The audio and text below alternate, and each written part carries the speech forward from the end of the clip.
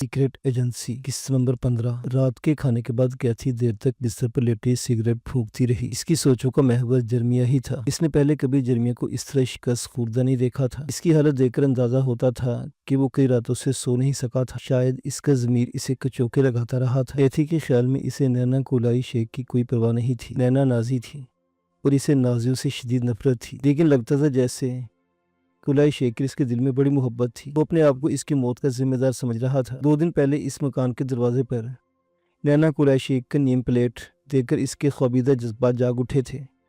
शायद वो समझ गया था कि इसने कुलाई के साथ जो बाजी खेली थी वो 2 दिन पहले इस पर पलट आई थी। ये बाजी इस तरह पलटी थी कि रूसियों ने ना तो कर्ड कुलाई शेख को कत्ल किया था, न इसकी बीवी और बेटी को कोई सजा दी थी। इसके बरक्स उन्होंने मुस्तकबिल की मनसूबाबंदी की थी और अपनी तमाम तवज्जो इसके बेटे पर मरकूज कर दी थी। इस बच्चे की तबीयत इस तरह की थी कि इसके ज़हन में यहूदियों के लिए नफरत भर दी थी। उसे यकीनन ये बता दिया गया होगा कि इसके बाप की मौत का जिम्मेदार यहूदी थे और वो इसके सीने में यहूदियों से इंतकाम की आग भरते रहे थे। कैथी ये सोचकर ही कांप उठी थी कि मिलर की माँ ने बेटी की तबीयत किस तरह की होगी। जब तक कुलाई शेख जिंदा था, नैना ने अपने नाजी इज़्म के नज़रियात अपने तक ही महदूद रखे होंगे, लेकिन इसराइल में कुलाई शेख की मौत के बाद इसके सीने में दबे हुए यहूदियों से नफरत के जज्बात पूरी शिद्दत से इंगड़ाई लेकर बेदार हो गए होंगे। नैना ने न जाने कितनी मरतबा इस बच्चे को बताया होगा कि दूसरी जंग अज़ीम के दौरान इसके बाप ने यहूदियों की हर मुमकिन मदद की थी और जब वो खुद इनके मुल्क में चला गया तो यहूदियों ने इसे किस तरह अज़ियतें दे देकर हलाक कर दिया था। बच्चे के दिल में उम्र के साथ साथ यहूदियों से नफरत के जज्बात बढ़ते गए थे। कैथी ने सलामा की तदफीन के मौका पर मिलर को पहली मरतबा टेलीविजन स्क्रीन पर देखा था। वो एक भरपूर नौजवान था और यासिर अरफात के ड्राइवर के बयान के मुताबिक इसने यासिर अरफात से रुखसत होते हुए जो अल्फाज कहे थे वो भी कैथी को याद थे। उसने कहा था, मैं यहूदियों से आखिरी इंतकाम लूँगा और इसके बाद सब कुछ बदल जाएगा। मोसाद के माहिर नफ्सियात ने मिलर को एक ऐसा जुनूनी करार दिया था जिसका दिमागी तवाज़ुन दुरुस्त नहीं था।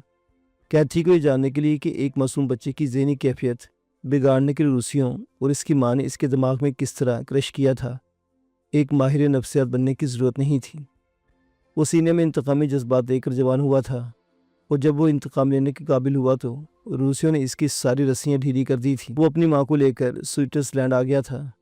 ये भी दरअसल KGB की एक चाल थी। मिलर को अब मालूम था कि इसे क्या करना था, इसलिए अब वो रूसियों को मज़ीद कोई पट्टी पढ़ाने की ज़रूरत नहीं थी। जर्मनी में मौजूद मिलर की फ़ाइल से भी ये साबित हो गया था कि इसे क्या करना था। इसने अपने लिए एक रास्ता मुंतखब कर लिया था। वो इंतहाई खौफनाक दहशतगर्द और कातिल था।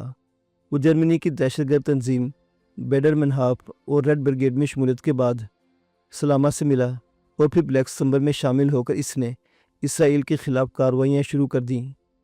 KGB को इसकी इन कार्रवाइयों पर यकीनन खुशी हुई होगी, लेकिन कैथी को यकीन था कि मिलर इस वक्त जिस मंसूबे पर काम करना चाहता है इसमें रूसियों का कोई हाथ नहीं था। मिलर तन्हा काम करने का आदी था। वो ना तो किसी पर एतमाद करता था और ना ही किसी के हदायत पर अमल पैरा हो सकता था। इसने बचपन से लेकर जवानी तक अपने ज़हन में इंतकाम का ये मंसूबा बनाया था और वो इसे खुद ही पाया तकमील तक पहुँचाना चाहता था। यासिर अरफात और फतेह के बारे में भी कहा जा सकता था कि वो यहूदियों से अपने इंतकाम के लिए इन्हें आलाकार के तौर पर इस्तेमाल कर रहा था, लेकिन सवाल तो यह था कि वो यहूदियों से किस किस्म का इंतकाम लेना चाहता था। मोसाद में इसके साथियों का ख्याल था कि मिलर किसी के कत्ल का मंसूबा बना रहा है, लेकिन जर्मिया को इनकी राय से इत्तफाक नहीं था। इसमें शुबा नहीं कि मिलर के ज़हन में बचपन ही से ये बात फीड कर दी गई थी कि मोसाद का सरबराह जर्मिया इसके बाप की मौत का जिम्मेदार था और सब लोग ये सोच रहे थे कि वो जर्मिया के कत्ल का मंसूबा बना रहा होगा। बल्कि अब तो कैथी खुद भी राय बदलने पर मजबूर हो रही थी।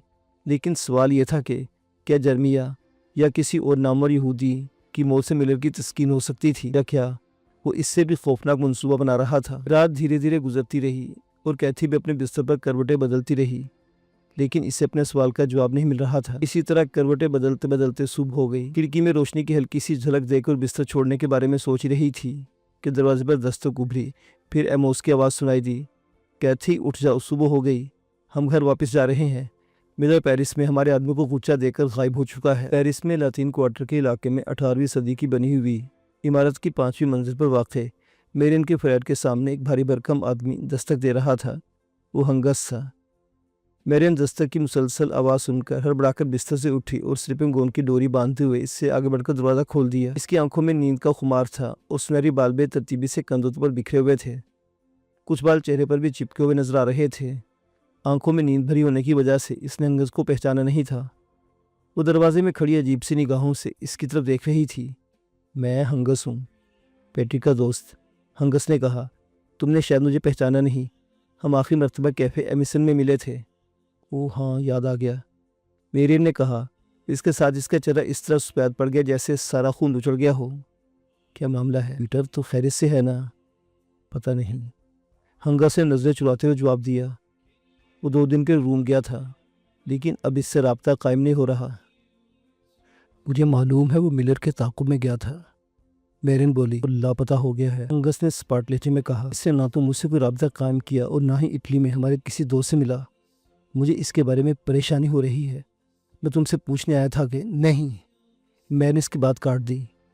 میں یہاں سے جانے کے بعد اس نے مجھے فون نہیں کیا۔ تمہارے خیال میں اسے کوئی حادثہ تو پیش نہیں آ گیا؟ دیکھو، مجھ سے کوئی بات چھپانے کی کوشش مت کرنا، مجھے واقعی کچھ پتہ نہیں ہے۔ لیکن وہ چند لمحوں کو خاموش ہو کر بولا، لیکن اگر ملر کو واقعی پتہ چل گیا تھا کہ پیٹرک اس کی نگرانی کر رہا ہے تو تمہیں بھی خطرہ لاحق ہو سکتا ہے۔ میں کیوں؟ میرا مطلب ہے ملر جانتا ہے کہ پیٹرک نے تم سے کبھی کوئی بات نہیں چھپائی۔ اگر ملر کو یہ معلوم ہو گیا کہ پیٹرک اس کا تعاقب کر رہا تھا تو وہ تمہیں بھی تلاش کرے گا۔ میرے خیال میں تمہیں فوراً یہ جگہ چھوڑ دینی چاہیے، ہنگس نے کہا۔ مائی گاڈ، میری نے دونوں ہاتھوں میں چہرہ چھپا لیا۔ تم ضرور کوئی مجھ سے بات چھپا رہے ہو ہنگس، سچ بتاؤ اصل معاملہ کیا ہے؟ ہنگس نے کوئی جواب نہیں دیا۔ میری نے آہستہ آہستہ اپنے چہرے سے ہاتھ ہٹا لیے۔ اس کی آنکھیں نم ہو رہی تھی۔ جلدی بتاؤ اصل بات کیا ہے، اس نے گلو گرفتہ لہجے میں کہا۔ ہمیں بالکل علم نہیں کہ پیٹرک کہاں ہے، ہنگس نے کہا، لیکن تمہیں کچھ عرصہ کے لیے یہاں سے چلے جانا چاہیے۔ میرین کی ٹانگیں کپ کپا رہی تھی۔ اس نے ایک ہاتھ سے دروازے کا سہارا لیا۔ اس کے ہونٹ بالکل سفید ہو رہے تھے، لیکن وہ اپنی اندرونی کیفیت پر قابو پانے کی کوشش کرتے بولی، لیکن میں کہاں جاؤں؟ مائیکل پہلے ہی جا چکا ہے اور یہاں ایسا کوئی نہیں جو مجھے پناہ دے سکے۔ ہنگس کے منہ سے بے اختیار گہرا سانس نکل گیا۔ وہ متحرم نگاہوں سے میرین کی طرف دیکھنے لگا جس کی آنکھوں سے آنسو بہہ رہے تھے۔ ماؤنٹ آف اولیو کی چوٹی سے ابھرتے ہوئے سورج کی کرنیں یروشلم کے پرانے شہر پر روشنی کی سنہری چادر سی پھیلا رہی تھی۔ عبادت گاہوں کے بلند مینار اس طرح چمک رہے تھے جیسے ان پر سونے کا پانی پھیر دیا گیا ہو۔ سورج جیسے جیسے بلند ہو رہا تھا، ہر چیز سنہری ہو رہی تھی۔ یونانی طرز پر بنا آل نیشن چرچ کا سفید کلش اس طرح چمک رہا تھا جیسے روشنی کا کوئی گولا فضا میں معلق ہو کر رہ گیا ہو۔ مائیکل گورڈن یہودیوں کے محلے میں واقع اپارٹمنٹ کی بیرونی لینڈنگ پر کھڑا طلوع ہوتے سورج کا یہ دلفریب منظر دیکھ رہا تھا۔ یروشلم کے حسن نے اس پر کچھ اس طرح کا تاثر پیدا کیا تھا جسے وہ خود بھی کوئی نام نہیں دے سکا تھا۔ یہاں آنے کے بعد وہ اپنے آپ میں ایک عجیب سی تبدیلی محسوس کرنے لگا تھا۔ وہ تقریباً 10 دن پہلے یہاں آیا تھا اور اس وقت سے لے کر اب تک مسلسل گھومتا رہا تھا۔ وہ پرانے شہر کی ہر گلی، ہر بازار گھوم چکا تھا، کنگز آف اسرائیل کے مقبروں کی خاک بھی چھان چکا تھا۔ وہ ٹنل سیروم کے گھنٹوں گہرے پانی میں دیر تک چلتا رہا تھا۔ وہ مخصوص شال اوڑھے ہوئے یہودیوں کے گروہ میں بھی شامل رہا تھا جو دیوار گریا کے سامنے کھڑے گھنٹوں روتے رہتے تھے۔ زائرین کے ساتھ مختلف مقدس مقامات پر گھومتے ہوئے سے یوں محسوس ہو رہا تھا کہ ان مقامات کی زیارت اس کی اپنی خواہش رہی ہو، حالانکہ شہر کی خاک چھاننے کا اس کا مقصد کچھ اور ہی تھا۔ ایک رات اس نے ٹیلی فون پر نیو جرسی میں اپنے والدین سے بات کرتے ہوئے سب کچھ بتایا تھا۔ اسے افسوس تھا کہ میرین سے فون پر رابطہ قائم نہیں کر سکتا تھا کیونکہ ملر نے اس سلسلے میں اسے سختی سے منع کر دیا تھا۔ ملر نے مائیکل کو بتا دیا تھا کہ یروشلم میں اس کا ایک مسلمان دوست اس سے رابطہ قائم کرے گا، اس کے لیے شہر کی عرب آبادی والے علاقے میں ایک کمرے کا بندوبست کر دے گا، لیکن ملر کے اس دوست نے ابھی تک اس سے کسی بھی قسم کا رابطہ قائم نہیں کیا تھا۔ مائیکل کو یہ بھی پریشانی تھی کہ اس نے ملر کو کیبل کے ذریعے اپنے موجودہ ایڈریس کی اطلاع کر دی تھی۔ اب وہ سوچ رہا تھا کہ پتہ نہیں ملر کو ٹیلی گرام ملا بھی یا نہیں۔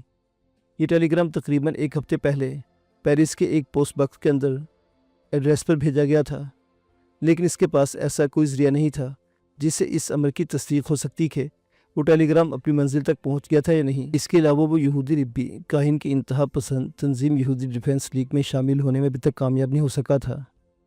اس میں شبہ نہیں کہ وہ کاہن کے سپورٹرز کی طرف سے منعقد ہونے والے 2 جلسوں میں شریک ہو چکا تھا، لیکن اس سے کوئی پیش رفت نہیں ہو سکی تھی۔ اسے جان کر بڑی حیرت ہوئی تھی کہ ان جلسوں میں خطاب کرنے والے زیادہ تر امریکی یہودی نوجوان تھے۔ ان جلسوں میں شریک ہونے والے اسرائیلی یہودیوں کی تعداد بہت کم تھی۔ ان جلسوں میں دنیا بھر کے یہودیوں پر ہونے والے مظالم کی داستانیں بڑھا چڑھا کر پیش کی گئی تھیں اور یہودیوں کے علاوہ ہر قوم کو کھلے عام گالیاں دی گئی تھیں۔ شروع میں اس کا خیال تھا کہ امریکی یہودی ہونے کی حیثیت سے اسے یہودی ڈیفینس آرگنائزیشن میں داخلہ ہونے میں کوئی دشواری پیش نہیں آئے گی، لیکن بہت جلد اس کی یہ خوش فہمی رفع ہو گئی تھی۔ پہلی مرتبہ جلسہ ختم ہونے کے بعد جب اس نے منتظمین اور مقررین سے رابطہ قائم کیا تو انہوں نے اپنے نظریات پر ایک طویل لیکچر دینے کے علاوہ کچھ پمفلٹ اور کتابچے اس کے ہاتھ میں تھما دیے تھے، لیکن جب اس نے آرگنائزیشن میں شامل ہونے کی خواہش کا اظہار کیا تو اسے سوائے گھورتی ہوئی نگاہوں سے کچھ نہیں ملا۔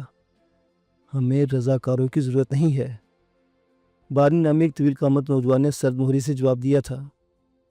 مائیکل کو یہ سمجھنے میں دیر نہیں لگی تھی کہ بارنی ہی نوجوانوں کے اس گروپ کا سربراہ ہے۔ وہ فارس فیلڈ کا رہنے والا تھا۔ اس نے مائیکل کو بتایا کہ تقریباً ایک ہفتہ پہلے رابی کاہن کو گرفتار کر لیا گیا تھا، کیونکہ پولیس کو شبہ تھا کہ مسجد اقصیٰ کو بم سے اڑا دینے کی ایک سازش میں اس کا ہاتھ تھا۔ یہ مسجد سلمان ٹیمپل کے قریبی واقع تھی اور انتہا پسند یہودیوں کا خیال تھا کہ اس مسجد کو سلمان ٹیمپل کے تقدس کی خاطر مسمار کر دینا چاہیے، لیکن خوش قسمتی سے پولیس کو بروقت اطلاع مل گئی۔ مسجد میں رکھے جانے والے بھاری مقدار میں بارود کو ناکارہ بنا دیا گیا اور کئی مشتبہ لوگوں کو گرفتار کر لیا گیا، جن میں ربی کاہن بھی شامل تھا۔ ربی کاہن کی بیشتر حمایتی گرفتار ہونے کے خوف سے روپوش ہو گئے تھے، اس لیے تنظیم میں شمولیت کے خواہش مند ہر شخص کو شبوں کی نگاہ سے دیکھا جا رہا تھا کہ یہ کہیں خفیہ پولیس کا آدمی نہ ہو۔ مائیکل کا خیال تھا کہ وہ بارنی اور اس کے یہود اپنے ساتھیوں کو اعتماد میں لے لے گا، لیکن ایک ہفتہ گزرنے کے باوجود اسے اپنے مقصد میں کامیابی نہیں ہوئی تھی۔ اب وہ سوچ رہا تھا کہ اگر اسے اس تنظیم میں داخل ہونا ہے تو اسے کوئی دوسرا راستہ اختیار کرنا پڑے گا۔ یہی وجہ تھی کہ وہ صبح 5:30 بجے اپنے فلیٹ سے نکل رہا تھا۔ سردی کی شدت سے اس کے جسم پر کپکپاہٹ سی طاری تھی۔ اس نے اپنی ڈینم جیکٹ کا کالر گردن تک اٹھا لیا اور پیروں کے قریب رکھا کینوس کا بیگ اٹھا کر تیز تیز قدموں سے سیڑھیاں اترنے لگا۔ یہ بیگ اس نے گزشتہ رات ہی تیار کر کے رکھ چھوڑا تھا۔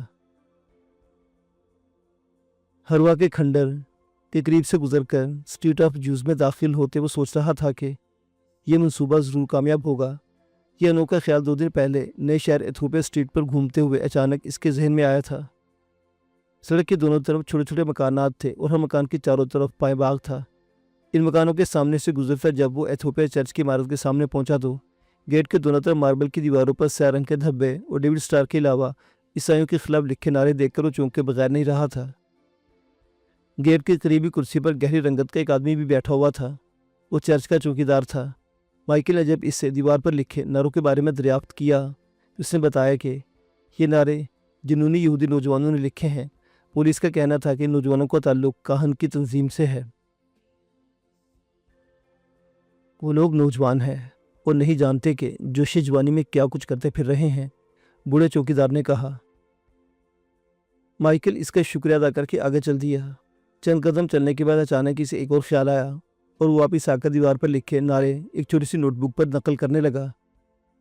اس کے دوسرے دن یعنی گزرے ہوئے کل اس نے چاغا اسٹریٹ کی ایک دکان سے سیاہ رنگ کا چھوٹا سا ڈبہ اور ایک برش خرید دیا جو اس وقت اس کے ہاتھ میں تھا۔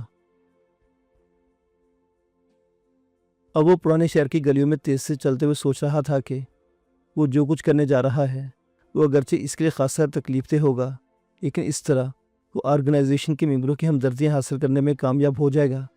وہ یہ بھی سمجھتا تھا کہ پکڑے جانے سے پہلے وہ کوئی ایسی خوفناک حرکت نہیں کرے گا جو دوسروں کے لیے نقصان دہ ہو۔ وہ تو بس صرف اتنا چاہتا تھا کہ پولیس کے ہاتھوں پکڑا جائے۔ وہ سوق البازار روڈ پر مڑ گیا۔ یہ پرانے شہر کا مصروف ترین کاروباری علاقہ تھا۔ بازار کا یہ حصہ چھت سے ڈھکا ہوا تھا، جس کی وجہ سے یہاں ابھی تک نیم تاریکی تھی۔ اتنے صبح نہ تو یہاں کے دکاندار بیدار ہوتے تھے اور نہ ہی گاہک آتے تھے، اس لیے سڑک سنسان پڑی تھی۔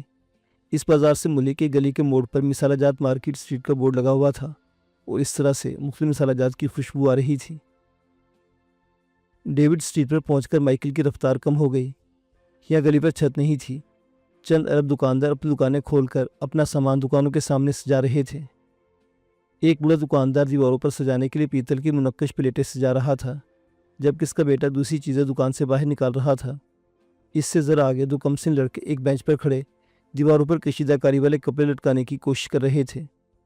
ये रेडीमेड कपड़े थे और खासे भारी और खासे कीमती थे, जबकि इन लड़कों ने हल्का सा लिबास पहन रखा था और वो सर्दी से कपकपा रहे थे। चंद गज आगे दाईं तरफ एक वेंडर तरकिश काफ़ी बेच रहा था। 5-6 मर्द खौंचे की खड़े गर्म गर्म कॉफ़ी की हल्की हल्की चुस्कियाँ ले रहे थे। माइकल इनसे कतराकर गुजर गया। इन लोगों ने अजीब सी निगाहों से कर देखा। उनमें से एक के ज़हन में सवाल उभरा था कि एक यहूदी सुबह सवेरे इनके इलाके में क्या कर रहा है। इनमें से एक ने चीखकर पूछा भी था इसे किस चीज़ की तलाश है, मगर माइकल जवाब दिए बगैर आगे बढ़ गया। जब वो अमेरिकन कंपाउंड के करीब पहुंचा तो इसके दिल की धड़कन एकदम तेज़ हो गई थी। इसके सामने ज़ीमुशान बिल्डिंग अमेरिकी पेट्री आर्च की रहायशगाह थी। वो मेहराब के नीचे से गुजरकर दूसरे से पहुंच गया। इसके बाएं तरफ दीवार में सेंट कॉनरेड की तरफ जाने वाला रास्ता था, जिस पर आहनी गेट लगा हुआ था। वो गेट के पास रुककर मुहताज नजरों से चारों तरफ देखने लगा। गली सुनसान थी। इसने हाथ में पकड़ा हुआ कैनवस का बैग नीचे रख दिया और इसमें से रंग का डिब्बा और ब्रश निकाल लिया। डिब्बे का ढक्कन खोलते इसकी उंगलियां बुरी तरह कपकपा रही थी। इस बदहवासी में इसकी उंगली का एक नाखून भी टूट गया। बिलाखिर ढकना खुल गया। इसने बाएं हाथ में और दाएं हाथ में ब्रश संभाल लिया। एक बार मुहताज अंदाज में चारों तरफ देखा। वो ब्रश को रंग में डुबोकर दीवारों पर डेविड स्टार बनाने लगा। घबराहट और बदहवासी में इसके अपने कपड़े स्याह छींटों से तर हो गए थे। इसे अपने अक़ब में काफ़ी दूर कदमों की चाप सुनाई दी, लेकिन इसने पीछे मुड़कर नहीं देखा। इसने एक बार फिर ब्रश को रंग में डुबोया और मार्बल की सफ़ेद दीवार पर पहले से भी बड़ा डेविड स्टार बना दिया। इसने अंग्रेज़ी और इब्रानी में वो नारे भी लिख दिए जो उसने 2 दिन पहले एक चर्च की दीवार से नकल किए थे। आखिरी मरतबा जब वो ब्रश को रंग में तर करने जा रहा था, इसे अपने सर से ऊपर कुछ खिड़की खुलने की आवाज़ सुनाई दी। पहली मंजिल की खिड़की से एक चेहरा इसे झांकने लगा। माइकल ने सर उठाकर ऊपर देखा। वो सफेद बूढ़ा था। अरे तुम यहाँ क्या कर रहे हो? बूढ़े ने ऊपर से पूछा। माइकल ने जवाब देने के बजाय दीवार पर आखिरी नारा मुकम्मल किया। आखिरी लफ्ज़ लिखने के बाद वो दीवार से एक कदम पीछे हट गया। इसने जो कुछ करना था कर चुका था।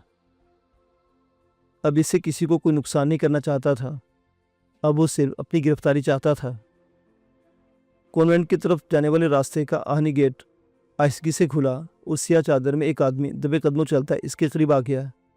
ये अमरीकी पादरी था। इसने सफेद रंग का लिबादा पहन रखा था और इस पर तिकोनी सी टोपी थी, जिसको आगे को निकले हुए छज्जे इसकी आंखें भी छुप गई थी। माइकल ने इस सफ़ेद दाढ़ी वाले को पहचानने में देर नहीं लगाई। ये वही बूढ़ा था जिसने खिड़की से पूछा था कि वो यहाँ क्या कर रहा है। वो बूढ़ा माइकल को नज़रअंदाज करके दीवार पर लिखे नारों की तरफ देखने लगा। इसके साथ ही वो दोनों हाथ मलता जा रहा था। बिलाखिर वो माइकल की तरफ मुड़ गया। इसने एक लम्हा माइकल की तरफ देखा। एक लम्हा को इसकी आंखों में अजीब सी चमक उभर आई थी। वो बोला तो इसके लहजे में नरमी थी, लेकिन माइकल को इसकी ज़ुबान नहीं समझ आई। अंग्रेज़ी में बात करो। माइकल के हलक से गुर्राहट से निकली। ये सब कुछ तुमने क्यों लिखा है? बूढ़े के लहजे में अब भी नरमी थी। मैंने यहाँ कभी किसी को नुकसान नहीं पहुँचाया।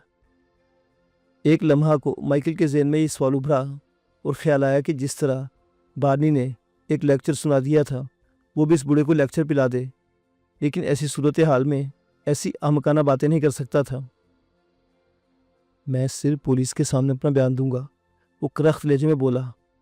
बूढ़ा चौंके बगैर नहीं रह सका।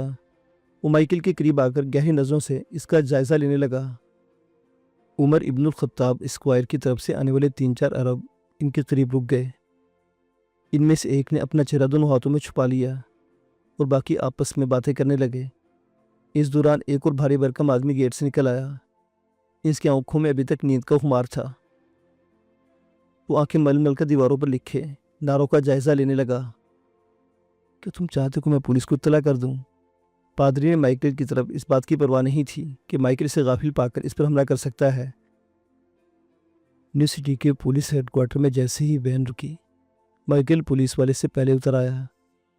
फिर पुलिस वाले के साथ बरामदे की सीढ़ियां तय करते उसकी नज़रें दाईं तरफ घूम गई, जहाँ कुछ फासले पर रूसी कैथोलिक चर्च की इमारत का कलश नजर आ रहा था। हॉल में दीवारों के साथ बेंचों पर लातादार जराइम पेशा अपराध बैठे हुए थे। ये वो लोग थे जिन्हें पुलिस ने गुज़श्ता रात शहर के मुख्तलिफ इलाकों से वारदातें करते हुए पकड़ा था। ان کے چہرے تاثرات سے آ رہی اور آنکھیں ویران تھیں۔ انہیں غالباً اس بات کی پرواہ نہیں تھی کہ ان کی زندگی آزاد فضا میں گزرتی ہے یا جیل کی چار دیواری کے اندر۔ ہال میں سامنے والی دیوار کے قریب ایک لمبے کاؤنٹر کے پیچھے 3 پولیس افسر بیٹھے ہوئے تھے۔ انہوں نے نظریں اٹھا کر سرسری انداز میں دن کی پہلی گرفتاری کو دیکھا اور پھر اپنے کام میں مصروف ہو گئے۔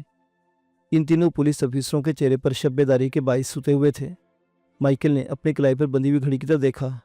اس وقت 6:25 ہو چکے تھے۔ مائیکل کو کاؤنٹر کے سامنے لے جا کر کھڑا کر دیا گیا۔ ایک سرجنٹ نے انگریزی میں بات کرتے ہوئے اس کا نام پتہ دریافت کیا اور اس کے کاغذات چیک کیے، جبکہ دوسرا آفیسر اسے ایک اندرونی کمرے میں لے گیا جس کے فنگر پرنٹس اتارے گئے۔ اس کمرے میں موجود ایک نوجوان لڑکی جس کی یونیفارم پر لگے ہوئے بیج سے لیفٹیننٹ ظاہر کر رہے تھے، تقریباً 15 منٹ تک اس سے سوال و جواب کرتی رہی۔ مائیکل نے بلا حیل و حجت اپنے جرم کا اعتراف کر لیا اور اسے وہ نعرے بھی بتا دیے جو اس نے یہودی ڈیفنس لیگ کی طرف سے لکھے تھے۔ لڑکی نے جب مائیکل کو اپنا دستخط کرنے کو کہا تو اس نے صاف انکار کر دیا۔ وہ یہ بھی کہا کہ وہ کسی ضمانت پر رہا ہونا پسند نہیں کرے گا۔ اسے کچھ دیر بعد ایک ایسے کمرے میں لے جا کر بند کر دیا گیا جہاں پہلے سے 6 آدمی موجود تھے۔ انہیں بھی مختلف جرائم میں پکڑا گیا تھا اور رول ہے کہ ایک دائرے کی صورت میں بیٹھے سکے کی مدد سے جوا کھیل رہے تھے۔ مائیکل ایک کونے کی دیوار سے ٹیک لگا کر بیٹھ گیا۔ اس سے جو کھیل شروع کیا تھا اس میں کامیاب ہوگا یا نہیں؟ اسے اپنے مقصد میں ناکامی نہیں ہوئی تھی۔ 7:30 بجے مارکیٹ میں آتے اخبارات میں اس کی گرفتاری کی ایک چھوٹی سی خبر موجود تھی۔ 8 بجے ریڈیو میں بھی اس کی گرفتاری کی خبر کو نشر کیا گیا۔ 9:30 بجے ایک بھاری بھرکم پولیس آفیسر نے سلاخوں والا دروازہ کھولا اور انگلی کے اشارے سے مائیکل کو باہر آنے کا کہا۔ اس کے پیچھے پیچھے راہداری میں چلتے مائیکل کا سامنا لڑکی سے ہو گیا۔ خدا حافظ یہودی ڈیفینڈر، وہ لڑکی اس کا دیکھ کر مسکراتے ہوئے بولی۔ ارے دوست، تمہاری ضمانت کے لیے پہنچ گئے ہیں۔ حال میں کاؤنٹر کے سامنے بیٹھے 2 نوجوان کاغذات پر دستخط کر رہے تھے۔ ان طویل قامت نوجوان اس کو دیکھتے اس بات میں سر ہلا دیا۔ وہ بار نہیں تھا۔ آئندہ میری ہدایت کے بغیر تم ایسا کوئی کام نہیں کرو گے، بارنی نے کہا۔ اس کے ساتھ ہی ہم تمہیں اپنے کلب میں خوش آمدید کہتے ہیں مائیکل۔ معزز سامعین و ناظرین، داستان ابھی جاری ہے۔